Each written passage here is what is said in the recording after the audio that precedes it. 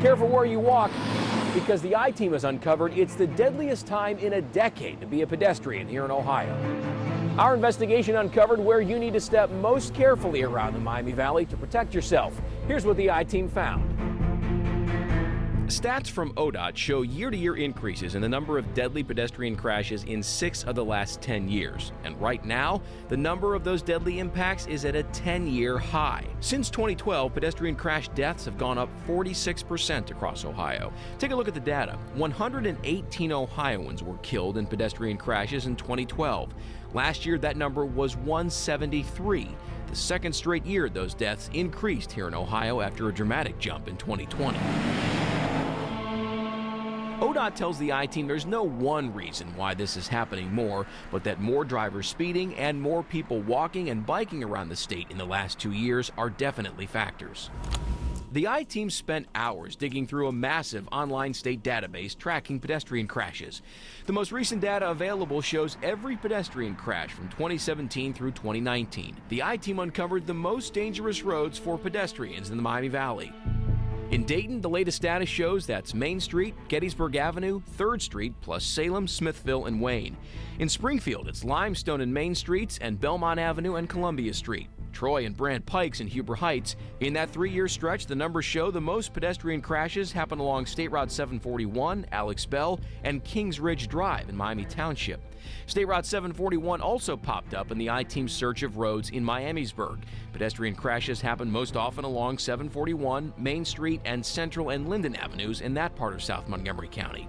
Willington Pike in Kettering. It's Shiloh Springs, Main Street, and Salem Avenue in Trotwood.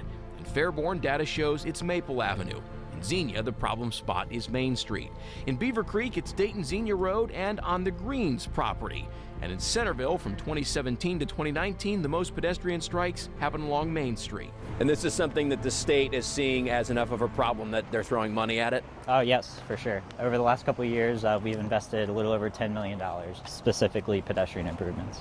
Starting in late 2019, ODOT paired with the 8 largest cities in the state, including Dayton, to improve pedestrian safety. These cities are where the state sees the most pedestrian crashes, and each city got a cut of that $10 million.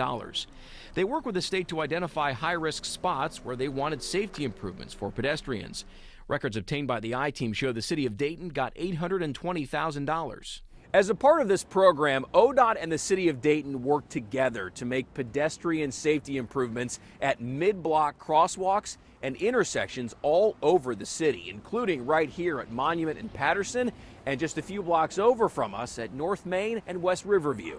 In all, the city and ODOT identified 45 locations across Dayton for new construction. ODOT traffic safety engineer Jeremy Thompson showed the I-Team some of the new changes at Ludlow and 2nd downtown, like new high-visibility crosswalks. What makes them high visibility is we added those, what we call like piano key markings. Other changes include new crosswalk countdown signals, median islands giving walkers a break to cross the street in 2 trips, and disability-accessible curb ramps. Plus, Thompson showed us new curb extensions that bump out into the parking lane, putting pedestrians closer to drivers' peripheral vision while they're coming up on an intersection. So this curb was not here just a few months ago? That's correct. It was pushed about 8 feet inward. The parking lane is basically wide open beforehand. So what that does, it shortens the crossing distance 8 feet each side, which is about 5 seconds of walking time. Always, ODOT says they're hoping to engineer roads to make them safer and hopefully save lives. For the I-Team, I'm John Bedell, News Center 7.